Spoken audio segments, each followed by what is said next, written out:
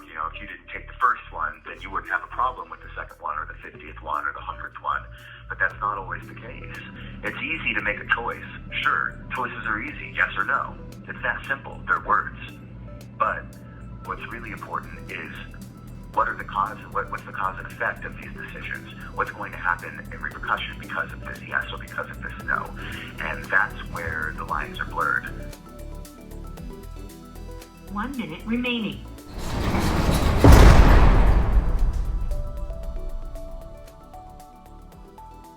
If you grew around functioning addicts, whatever that meant, whether it's alcohol or weed or whatever drug of choice, or even just behavior of choice, right? Like we all end up picking up patterns and behaviors that we don't necessarily want in our own life, but it's just destined for you because that's what your environment was or who raised you or whatnot. Why are we against one another, and why are we promoting so much division, like one group against the other? And again, being in this situation where I'm committing to a life with someone who has been in and out of the system, and like being woken up to the realities of what that's like and how he ended up where he is now. It's just, again, like that's the purpose of this. There's no agenda rather than sharing each other's stories and learning from one another. You may begin speaking now. Good morning. Good morning. How are you? Good. How are you? Good. Yeah. You ready? Sure. So I think yesterday when we talked a lot about the stigma attached to being a felon, there's that, but it's the how did you become a felon, or how do people fall into the trap of continuously going back to jail? There's so much more to it, and I think that's the part that the people who have blinders on or attach the stigma to criminals don't understand what's beneath. Well, so that's a really big topic all by itself, because with the argument of how people come into criminology or a life of crime, I should say, or fall into these criminal patterns, it's almost the same argument of how do I say this? How there are different factors of financial statuses, or people who are okay with money and people who are rich. I mean, you see crime throughout all of them, and there are, in the world of psychology, lots of factors that are taken into play when it comes to looking at a criminal and how somebody came into a criminal lifestyle. With me personally, I became a felon originally before I considered myself involved in any criminal activity, even though what got me pulled over and made me a felon was a criminal charge. I was pulled over on my way home from work when I was 19 years old in the first car I had ever bought on finance, and was going to school at the time. I had just started receiving financial aid, and I had a tiny bit of marijuana hash. I had probably, really, it was an extremely small amount. And when I was pulled over for an improper lane change. And it should have just been a simple traffic stop. Here's your ticket. There you go. But because it was really early in the morning, I was working at a restaurant at the time, and it was 2 o'clock in the morning, and I got pulled over. That is kind of witching hour for criminal activity, so cops will automatically assume from their training that if you pull somebody over my age in the middle of the night, something is askew, something's wrong. And so he asked me if I had any drugs in the car, told me to be honest, and I said, yeah, that I did. I had a little bit of hash. And he said, you know what, cool, man, we're going to help you out. Don't worry about it. And then he ended up charging me with felony possession of a controlled substance. It was hash in 2010 when I was 19. It hadn't been decriminalized yet.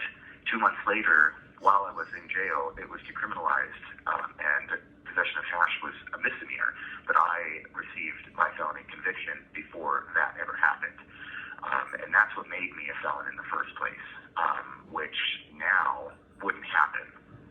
Now in the state of Oregon, where marijuana is legal recreationally, and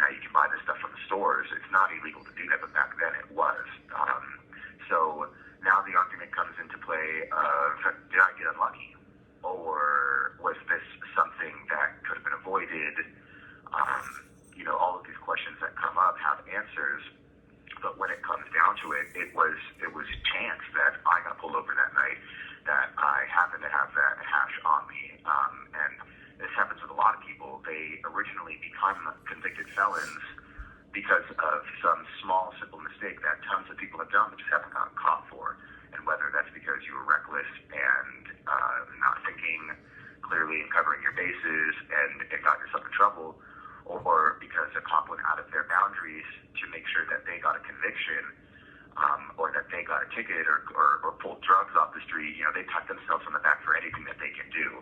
And that's the big argument there. Could the cop have done less? Could he have just given me a simple ticket and a simple traffic stop and let me go home? Yes. But then the argument comes up with most people was, well, how do we know that the community is safe if cops are just pulling everybody over and giving them tickets and letting them go?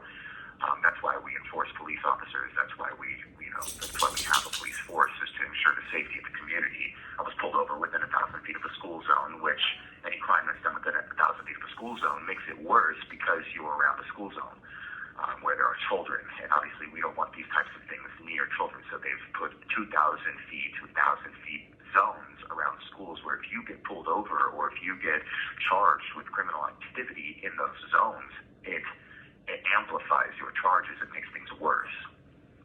Why did you tell the cop you had drugs on you? Because he told me that if I was honest with him, he would help me out. But he didn't have the right to search your vehicle. He had no reason to believe that I had anything on me either. He had no reason to believe that. But so that's where I decided to try and do the right thing, and tell him, yeah, you know what, I do, because of fear, because I was afraid that he was going to find it anyways and find me in a lie.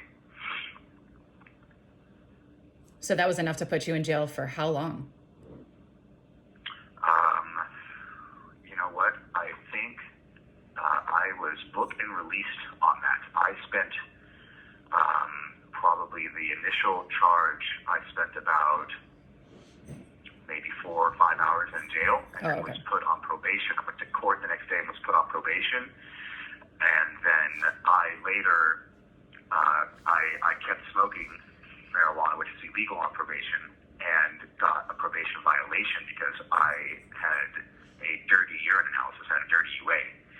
And that is what caused me to go to jail, which is in the same case number, because I was on probation for that case. And since I violated the probation, which is an agreement saying we won't put you in jail, instead we'll put you on probation, but if you mess up, you'll go to jail for this time that we've given for the charge originally. Which was how long? Which is what happened to me. 60 days. Mm-hmm. Why did you not follow probation rules? Because at the time I was pretty heavily addicted to smoking marijuana. At the time in Oregon, it was very acceptable. It was about to become legal. Everybody knew it. Everybody had been smoking it. I grew up around it my whole life and didn't see anything wrong with it. I didn't see it as a dangerous drug. But at the time, I also didn't realize how addictive that it can be, physically and mentally. There's a big argument that people say it's not physically addictive or it's not mentally addictive, but it is actually. That's a pretty normal case. Like, that's what people do. Even now, that's the same story of why you're there now. Pulled over. Well, yeah, 80, I think the number is somewhere around 70 or 80% of most criminal convictions are drug charges, drug-related cases. And so if that's the case, then, like you said, this is a heavy loaded topic. I'm more interested in like the human side of it. So it's like you are addicted to some sort of drug. You most likely are going to catch a felony because of that lifestyle. And then you're kind of just stuck in this perpetual cycle because you're either not able, you don't know how to ask for help, the resources to get help, to get clean just don't exist. Like, what has worked for you, I guess, is the first question. Or has not worked. This is another part of, like what I said, it's a big topic, because Yeah. when you get into the reasons or the psychology behind how people become criminals or how they're charged with criminal convictions, you start getting into the conversation of privilege white privilege, of growing up in a poor community, in a poor household, and growing up in poverty, growing up around crime, not growing up around crime. It all dictates different crimes. You'll see a lot of people who grew up in great homes with tons of money who still commit crimes because they had money, because they became aristocratic and started to become bored and use their money for the wrong reasons. And then on the opposite side of the spectrum, you have people who grow up in poverty who all that they know is their older brothers. The only male influence that they have, let's say, you grow up into a criminal lifestyle. Father is in jail, which means you grew up without a father. You and your siblings grow up together, and let's say your older siblings are trying to help mom out a little bit more, and they find out that selling drugs is a lot easier than getting a job because, let's say, you don't have the proper clothes, you don't have the proper transportation to get a job. So obviously selling drugs is the easier option, and when people see how much money that they make through media and through other channels like television and movies, I mean, drug dealers are portrayed to have lots of money and to be making it okay. And when you take that idea and put it in the mind of a young man who is struggling to help make ends meet, or a family to help make ends meet, that's what kind of opens that door of that idea that makes it okay. Because when you're looking at the scales, when you're looking at the weights, you've got a hungry family and you've got a neighborhood guy that's willing to front you. You don't have to put any money down, and then he'll show you the ropes. Typically, it's this vicious cycle where a drug dealer wants his drugs sold and will train young people to sell those drugs and make money for himself, not caring about the family necessarily. But when it comes down to it, everybody has different reasons. Some people fall into it on accident, and some people grow up around it. And it's such a heavy topic when we think about criminal behavior and drug addiction linked with mental illnesses specifically. You'll see in a lot of cases, like with bipolar disorder or with borderline personality disorder or most personality disorders, you'll see a tendency of drug addiction as it starts off as self-medication.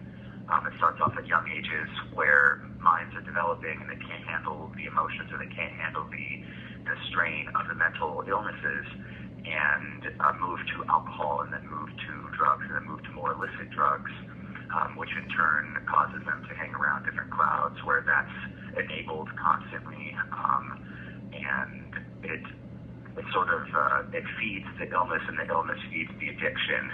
They go hand in hand after a while and can feed each other until death. But that underlying problem comes from like a survival skill, a tool, and that need to provide or to help. And then there's just pure desperation. You look around and you do what you think is best, even if it's against the law. In some cases, right? In some cases, I mean, you can think of it like when people. This is a very broad analogy, but when people go to war for different reasons. Sometimes dictators go to war because they just want more. They crave more things. Some people go to war because they have to support their family. People don't want to go to war, but they have to, and they have to fight, and they will fight. And then there are some people who don't want to fight the wars at all, but they're forced to in some sentences. That's a very broad analogy, but when it comes to it, when we come to the question, when we come to the question of how people get into it, I mean, there are so many different reasons. A criminal lifestyle is easy to fall into. It's the drugs, the lifestyle, the fun, the partying. It's all very.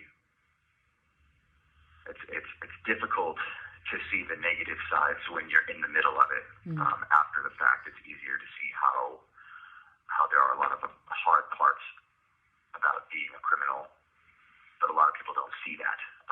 Nobody realizes how difficult it actually is to fight either a mental illness, something that you have trouble controlling, or fighting something that you think that you can control, like poverty and things like that, and needing to feed a family or needing to follow the footsteps of a family member. I'll call you back. Okay. You may begin speaking now. Hello. Hello. So when you describe when you're in it, you said the mental illness or committing the crime or whatever, the lifestyle that you've chosen, like, can you just speak on that a little bit more? Well, for me personally, when it came down to some of the worst times that I can think of, looking back, when I was in the moment, I felt like I was riding this wave of success, even though I was committing all sorts of different crimes, and putting myself at a lot of different types of risks. It felt more glorified than that. It's empowering. This is where the something called the power process comes into play. As humans, we naturally want to, with our cognitive minds and our abilities to think for ourselves and have a sense of self, we want to accomplish things. We want gratification. We want to find a goal, work on that goal, and then complete that goal. And in our current society, it's difficult to achieve that because everything is so easy now. It's about being easier, convenience. Cell phones are becoming easier. Google thinks it's making things easier. Gas stations, food stores, it's all about being easier. So there's no power process where 100 years ago, the power process was hunting for some food, growing some crops, digging some holes for a fence post to put what's yours and let everybody know that it's yours and keep anybody else out. And these old-fashioned examples of power process don't really exist anymore in the modern technological world, because everything is easy. We go to a store and we pick up our food. We can order it online. We can buy groceries from a grocery store. Everything that we want is easily obtained. Even socializing and relationships can be done from the comfort of your couch on a cell phone. Yeah. And that causes an empty space in our brains that our brains aren't evolutionarily prepared for. There's a need for the power process that we're not getting. And so when you think about criminal thinking, like for an example, selling drugs, there's a power process that is being played there where you have an idea. You say, well, I'm going to sell these drugs. I'm going to make this amount of money so that I can buy this, or so that I can help somebody with this. And so that is the power process right there. The goal is to sell drugs and make money to, let's just say, buy a car.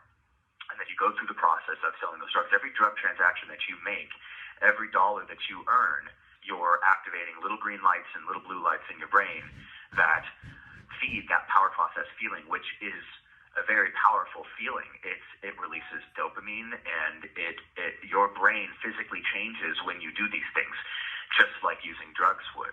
And it kind of turns into an addiction. Like you'll hear people who boost cars say that they love to do it. And it's because of that excitement. It's that adrenaline of boosting the cars, the act of stealing the cars and driving around in them, that exhilarating feeling, that rush that they get is like a drug to them. And at the end of the day, they also make money. So that's a big satisfaction of the power process. And when it comes to adding drugs to that situation, you're only amplifying that. And so that has a big part in it, is that there's an instant gratification, and there's a factor of your achieving great things on your own without anybody's help, without the government's help. It kind of, most people already have this feeling, like drug dealers, for example, like, screw the feds, screw the law, they never helped me, the government isn't helping me, I'm going to help myself. Mm-hmm. And that grows and it rots inside of the brain, honestly, and it definitely turns the soul. You can really change how you feel about your government by hanging around people who commit crimes, because they see a different side of the world than people who don't commit crimes, who are successful contributing members of society. So would you say that everybody has that chance to be a successful member of society or not? Absolutely. It is. I don't want to say it's easy. I don't want to go that far. I would say that it is absolutely possible that every person, let's just say in the United States of America, it is very possible for everybody to be safe, successful, contributing members of society. But that would mean, an unfathomable amount of resources that would need to be given by the government. That would mean that money needs to be spent where there isn't money. Jobs need to be created where there is not a job community or a job economy. There needs to be a lot of things that would have to change, because it can't just be the people. If all criminals just suddenly said, like there was just a miracle and God snapped his fingers and every criminal who had ever been and ever was going to be a criminal just stopped being a criminal and started contributing to society and contributing to paying taxes and working jobs, it wouldn't. There would eventually be a ceiling. There would be a lack of jobs. All the jobs would be filled up. The unemployment rate would go up, which means that benefits would need to go up because people aren't selling their drugs.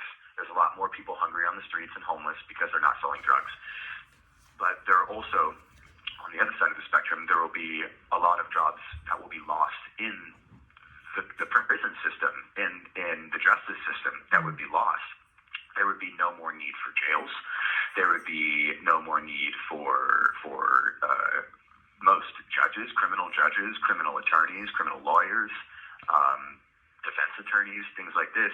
All of those things would eventually fall off the plate, and they would have to find jobs elsewhere. So this is where you kind of get into the conspiracy theory aspect of it, where there's too much money in it, and they don't actually want criminals to stop being criminals. In the criminal justice system? In what? When you say there has to be a light and dark. Like there has to be something to fight. If the whole idea of our government is that our government is supposed to keep us safe. That's why we pay for a government, so that they watch over us and they keep us safe from enemies, domestic and foreign. Now let's say there were no enemies, domestic or foreign. People are eventually going to start saying, well, what are we paying you for? To keep us safe? We don't need to be kept safe. There's nothing out there that wants to harm us. There's nothing out there that's wrong. And eventually things will start to fall apart. The government doesn't want that. Obviously, there's way too much money being circulated in politics and in the government. They don't want crime to stop. And that's something that a lot of people have a hard time thinking about or processing, who don't know the criminal system very well and don't understand what goes on in we'll just say, for lack of a better term, deep state. There's a lot more going on behind the veil than people realize. And like I said, if all of a sudden there were no threats to our democracy, there's no more threats to our communities, no more threats to our children, we wouldn't need these things anymore. People would start asking, well, why are we paying you so much money when you're not really doing anything? We could do this on our own. So it really is an aspect of there's a slight aspect of mass control going on. You know, these drugs like methamphetamine, for example, that didn't come from nowhere. That came from the government. The government created methamphetamine back in the 1950s during the Second World War so that their soldiers could fight longer and stay up longer. We didn't create that. The military did. The United States military. And now it's everywhere, and it's running rampant, and it's gotten out of control. And it's the same thing with heroin. It's the same thing with fentanyl. I mean, all of these things aren't coming from nowhere. When they say that there's a war on drugs, I mean, it's true. There really is a war on drugs, but the war is between mankind and drugs. It's not between the government and drugs. But we as humans have the choice to take the drug or to not take the drug. Well, that's a big argument too. No, I Not know. That's why necessarily. that's not my belief. I'm just saying it out loud. Mm-hmm. You're right. You know, theoretically, yeah, absolutely. People have the choice to take the drug or not. But, you know, some people say, well, it's all about that first drug. You know, if you didn't take the first one, then you wouldn't have a problem with the second one or the 50th one or the 100th one. But that's not always the case. I mean, some people are heavily influenced as young adolescents, as teenagers, are influenced into it. Some people grow up around it. Family members are drug addicts or users or what they call functioning addicts, and they grow up thinking like, oh, it's not that bad. My dad worked a job his whole life and smoked crack, or you know, my mom worked her whole life and was fine but smoked meth, and that kind of exposure can lead people to not be afraid of it. That's the biggest thing. Is it's not about making the choice whether or not to. It's about what do you have to lose. What are you going to lose by doing that drug? It's easy to make a choice. Sure, choices are easy, yes or no. It's that simple. They're words. But what's really important is what are the cause? What's the cause and effect of these decisions? What's going to happen in repercussion because of this yes or because of this no? And that's where the lines are blurred for a lot of people in the criminal system.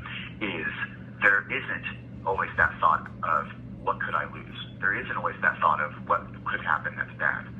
There's some people who don't think of that. They just go straight for the instant gratification. They go straight up and they say, this is what I want and I'm going to do it. I don't care what's going to happen to me afterward. Or they think, I'm not going to get caught. Nothing bad is going to happen to me. So is there a term for that? Like, has this been studied, that like addiction to instant gratification that I do hear from? Yes, it's called impulsivity. That they call it impulsivity. That's the term. They call it personality disorder. They call it lack of empathy. If you're, you know, committing a crime and not thinking about the consequences, and let's say that consequence is that, you know, you could get into a car drunk and kill a family in a minivan. You're not thinking about that, but in the public's eye, you're putting that family in danger. And that's called impulsivity. That's called mental illness. 1 minute remaining. That there's something wrong with you to do that and not think of the consequences.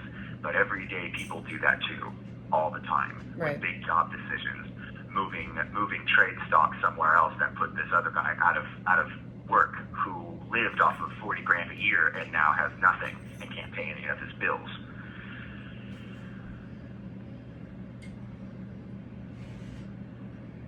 Good stuff, my love. I love you. I gotta get ready for work. Okay. Are you okay? Yeah. It's a little over my head today. It's a lot.